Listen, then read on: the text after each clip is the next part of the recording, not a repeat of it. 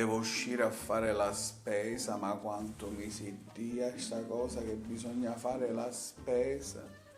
E poi il portafoglio è vacante, non c'è niente, ma è strano che è vacante, perché io ho sempre a Capodanno mangiato lenticchie, è dall'82 che mi scasso di lenticchie, con i secchi la mangio io le lenticchie, ma soldi niente, chi se mi avessero arrivare tutti i soldi dall'82 a ora delle lenticchie che mi hai mangiato, avesse avere miliardi. Forse mi serve un magazzino per tutti questi miliardi. Ecco perché non hanno arrivato, perché non hai un magazzino. Ma quest'anno non mi fottono.